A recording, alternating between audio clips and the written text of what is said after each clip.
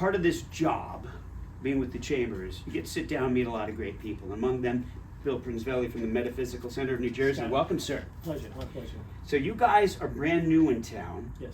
And you're operating out of the Unitarian Society, right, over in Correct. Cottage. Correct. So beyond that, there's so many questions about metaphysical, parapsychology, and all that. I was looking on your website. Yeah. I didn't even know where to begin to start today. So for somebody who knows nothing about what you guys are, give me a brief description. Sure.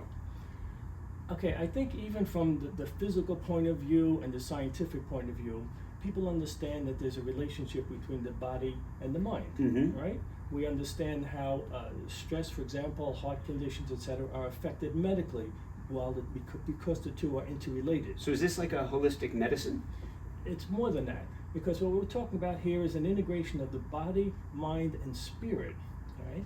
And so much of the world focuses on the physical aspect of life, and maybe even the emotional aspect with psychology. But we want to open that up and add the spiritual element to it. Now, there are many religions, of course, try to do that, and they do it, and they're wonderful, okay? But we are not religious, we're more spiritual. So we look at the basic principles. In fact, if you study all of the religions, you'll see that there are some basic principles beneath them. This is what we study, right? Okay. And we study the cosmic laws and the laws of nature. You know, there's laws of polarity, laws of cause and effect, laws of vibration, and how these affect the body, mind, and spirit.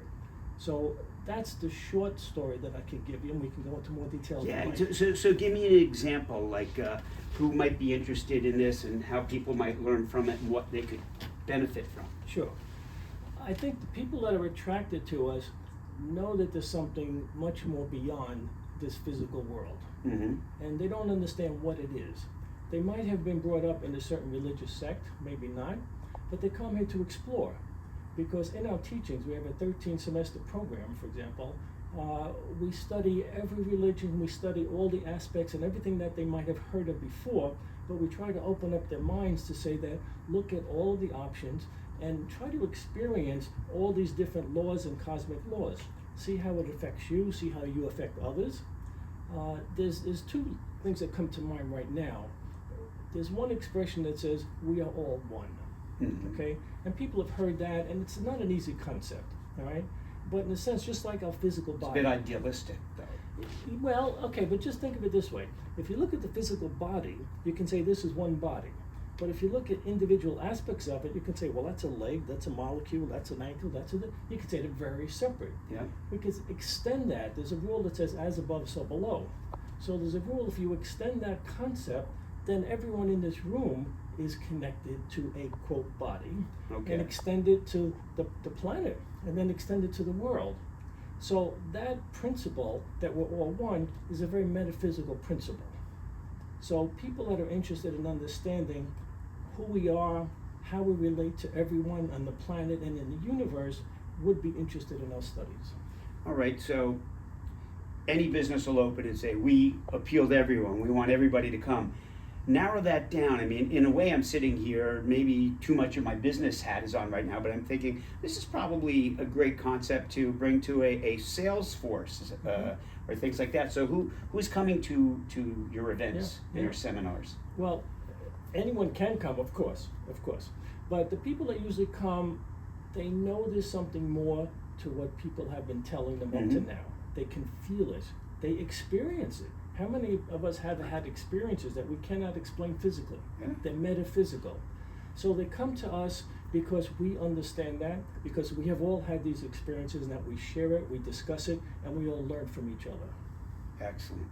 So summing up, just tell me, give me a quick example of one of your more popular events. Sure. I think one of our last one was a sound bath energy healing event.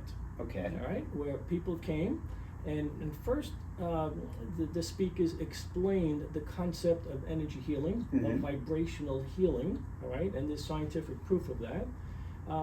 And then after we satisfied the mind, then we all relaxed, and they had different instruments, all right, gongs, sound bowls, crystal bowls, etc.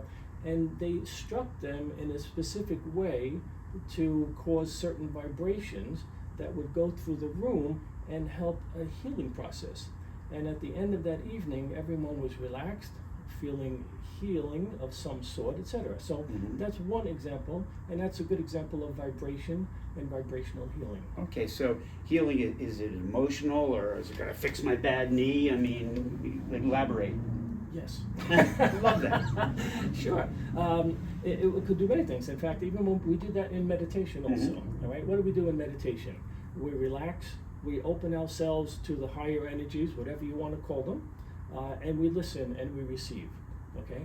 With a sound bath, for example, we're receiving the vibrations, and if we're relaxed and open to accept them, then healing can happen. In fact, there are many cases, as we all know, for folks that have heart conditions, that they have found that exercise, meditation, positive attitude actually improve the condition of the heart.